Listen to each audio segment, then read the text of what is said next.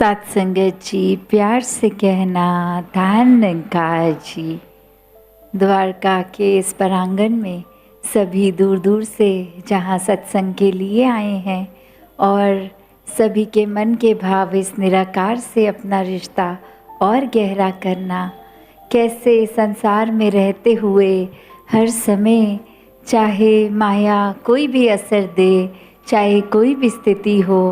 भक्त हमेशा प्राथमिकता इसी परमात्मा इस निराकार को ही देते हैं जो हर समय एक मौजूद है, हर जगह में मौजूद है, जिसका शुरुआत अंत कोई नहीं। एक इसी में हम इस प्रकार रहते हैं जैसे मछली पानी में, कि जीती भी पानी में और मृत्यु भी पानी में। पर ये एहसास उस पानी का वो ही बात कि जब हर तरफ ही परमात्मा है तो ये आत्मा इस परमात्मा से अपनी असली जानकारी ले और ये समझ आए कि ये शरीर तो सिर्फ एक साधन है अपनी पहचान करने का।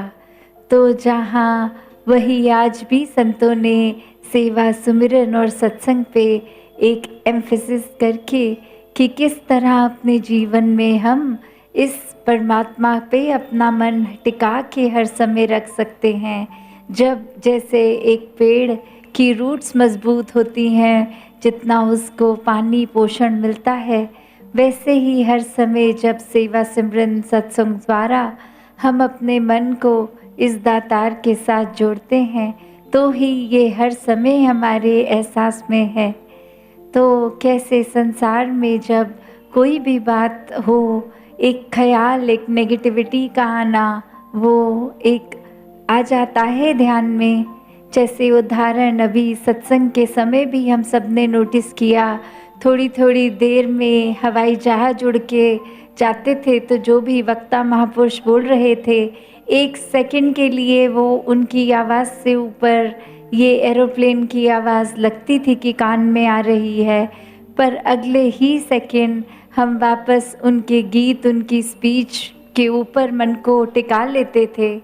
तो बात वही कि इस संसार में आए हैं, ये भौतिक ज़िंदगी में हैं, तो वो एक चीज़ों का तो आना एक है, इनेविटेबल है, ये लाजमी है कि वो आएंगे ही। पर वो एक दलदल के तरह, अगर हम एक दलदल में जैसे जाते हैं तो अंदर डूबते जाते हैं उस मड में, तो एक अपने दिमाग के लिए एक हमें जब अपने थॉट्स को इस निरंकार पे अलाइन करने हैं तो कैसे नेगेटिव थॉट्स भी इस प्रकार आते हैं, तो हम अब उन ख्यालों का क्या करें। नेगेटिव परिस्थितियां जब आती हैं तो उनका क्या एक किया जाए, क्योंकि जब ये ज्ञान हो गया तो जीवन में सिर्फ मन की अवस्था बदलती है, परिस्थितियां नहीं बदलती। जो इस सच्चाई की रोशनी से बेमुख है उसके लिए भी जीवन में दुख सुख हैं, और एक ब्रह्मज्ञानी महात्मा आप जैसा आपके जीवन में भी जब दुख सुख हैं तो कैसे कि जो कहा भी गया है कि ज्ञानी काटे ज्ञान से, अज्ञानी काटे रोए, तो वही बात कि कैसे वो आना, जिस प्रकार इस हवाई जहाज की आवाज़ प्रबल हो गई, ऊंची हो गई, फिर भी उसके ऊपर ध्यान ना देके वापस सत्संग में मन जोड़ना, ये सल्यूशन हुआ। उसी प्रकार जीवन में एक जब कुछ भी नेगेटिव बात, ये परिस्थितियाँ डामाडोल कर रही हैं मन को, तो फिर इसी निराकार पे विश्वास टिकाने से मन फिर से एक दुरुस्त, एक आनंद की अवस्था उसको भी पकड़ के एक मन चलता है। तो दातार जहाँ हर एक के जीवन में विश्वास भी बख्शे, तो वही बात कि अक्सर संसार में ऐसी बात आती है कि मन की अवस्था हमें अपनी पता ही नहीं चलती। हम एक इतने गुमसुम रहते हैं इस माया में, इस अपनी दिनचर्या में प्रतिदिन कि अब ये करना है, अगला कार्य ये करना है, तो इतने ज़्यादा खुद को इसमें उलझाकर रह जाते हैं और वो समय ही नहीं देते कि किस तरह जो हर श्वास में सिमरन किया जा सकता है,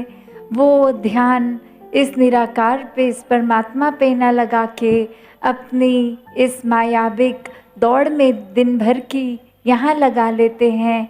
और जिस तरह एक अगर हम बगीचे से निकलते हैं, उसका एक नज़ारा तो उसकी अलग अलग खुशबू से, उसके अलग अलग एक रूप आकार, वो रंग,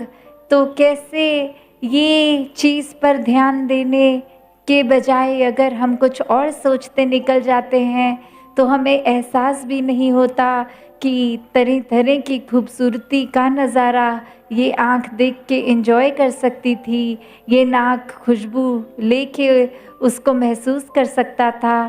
पर ये आया गया अपना उस बगीचे से भी उसकी सुंदरता को ग्रहण ना किया। तो वही बात कि एक अक्सर इंसान को अपने जीवन में इतने ख्याल हर समय आते रहते हैं कि उसी में उलझ के इस पल में जीना इंसान भूल जाता है कि आगे की तो चिंता है, पीछे किया गया कोई कार्य खराब उसका गम है, पर इस समय को और जो समय की महत्वता है कि जो ये पल है, इसमें ही इस प्रभु का एहसास कर लेना, इसमें ही ब्रह्म ज्ञान से अपना मुख उजला कर लेना, उससे अपना भी फ़ायदा ही है। और एक हर एक के लिए हम उस तरह के इंसान एक मन परिवर्तन करके बन जाते हैं जो हर एक के फ़ायदे के लिए होते हैं। जिस तरह हम अक्सर देखते हैं कि कुछ पेड़, कुछ फूल, उनको टर्म दी जाती है कि ये सदाबहार फूल हैं, ये सदाबहार पेड़ है, चाहे एक पतझड़ आए, चाहे स्प्रिंग आए, चाहे वर्षा हो, इसके पत्ते, इसके फूल नहीं झड़ेंगे, ये पूरे साल एक अगर झड़ेगा भी तो उसकी जगह नया आएगा, कभी भी सिर्फ खाली डाल का वो पेड़ नहीं होगा, हरियाली उस पेड़ पे पूरा साल होगी। इसी तरह ये परमात्मा भी सदाबहार ही है। तो कैसे हम अपने मन का आनंद खो देते हैं कि ये परमात्मा जो हर समय है उस पे तो ध्यान देते नहीं हैं, पर एक उस चीज़ पर अपना ध्यान केंद्रित कर लेते हैं जो ज़रूरी भी नहीं है। अक्सर एक ऐसी उलझन, एक छोटी छोटी बातें कि रात को जब सोने का टाइम आया है तो अचानक याद आना कि ओ ये आज जो कार्य करना था ये तो किया ही नहीं है, और अब उसी के बारे में सोचते सोचते जो पल है कि रात के चंद घंटे ही हैं आराम के, उसमें से भी कुछ समय वेस्ट कर दिया ये सोचने में कि ये तो ज़रूरी काम रह गया। और जब वो काम करने का समय था वो पल कुछ और ही करते गए। तो जब जो कार्य है एक प्रायोरिटी में, जब परमात्मा ये निराकार सबसे ऊपर है तो ही एक उसके ऊपर हम अपने आप को फोकस नहीं रखते तो सारी जो बात दासी ने पहले भी जिक्र किया, जैसे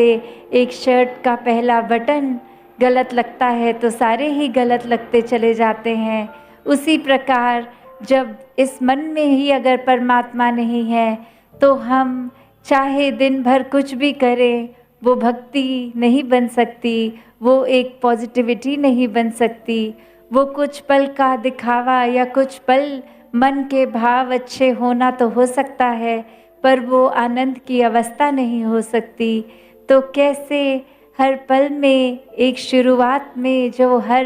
पल ये भक्त यही करते हैं कि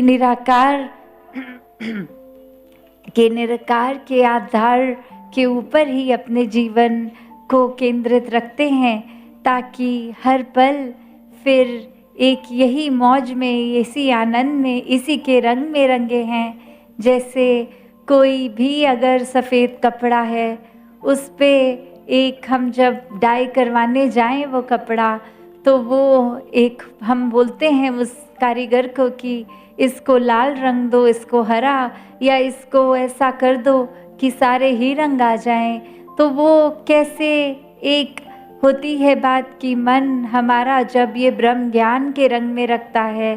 तो फिर ये सारे ही रंग होते हुए सारे रंगों से न्यारा। ये अक्सर इस संसार में एक मिसकंसेप्शन चलती है कि अगर आप स्पिरिचुअल हैं तो आप मटीरियलिस्टिक दुनिया का आनंद नहीं ले सकते, क्योंकि स्पिरिचुअल इंसान को अपने आप को इस दुनिया से काट के अलग ही रखना होता है। नहीं,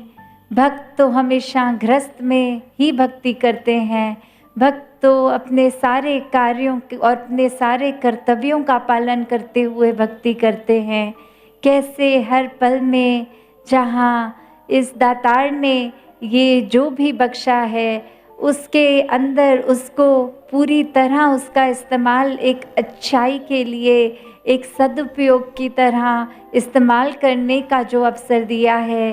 कभी भी भक्त एस्केपिस्ट होके एक अपनी वो अवस्था नहीं करते कि हम